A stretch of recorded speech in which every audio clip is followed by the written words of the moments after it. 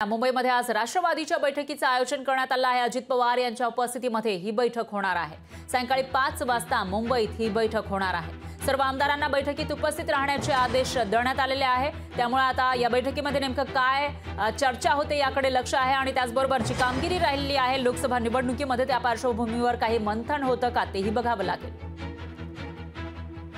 आणि या विषयाची माहितीसाठी आपल्या प्रतिनिधी मीनाक्षी म्हात्रे या थेट आपल्या सोबत जोडल्या गेल्या आहेत। मीनाक्षी, काय सांगाल? लोकसभेचा निकाल आलेला आहे 2 दिवसांपूर्वी आणि त्याच्यामध्ये जर आपण बघितलं तर अजित पवारांच्या राष्ट्रवादीची कामगिरी सगळ्यात जास्त खराब राहिलेली आहे आणि त्या पार्श्वभूमीवर होणारी ही बैठक, काय अपडेट्स आहेत त्या बैठकीचे?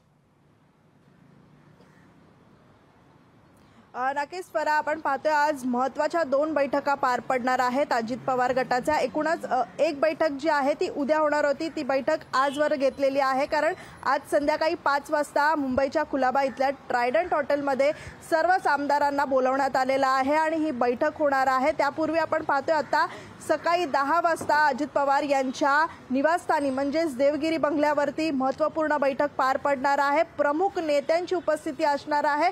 छगन भुजबळ असतील, प्रफुल्ल पटेल असतील, सुनील तटकरे असतील, हे सगळेच महत्त्वाचे नेते जे आहेत अजित पवार यांच्या उपस्थितीमध्ये ही बैठक पार पडणार आहे। एकूणच आपण पाहतोय की लोकसभा निवडणुकीत पराभवाचा चिंतन जो आहे तो केला जाणार आहे। संपूर्ण आढावा जो आहे तो या बैठकीमध्ये घेतला जाणार आहे आणि संध्याकाळी सर्वच आमदार जे आहेत ते आज मुंबईत येण्याची अपेक्षा आहे। कारण आज महत्त्वपूर्ण बैठक ट्रायडंट हॉटेलमध्ये पार पडणार आहे राष्ट्रवादीची।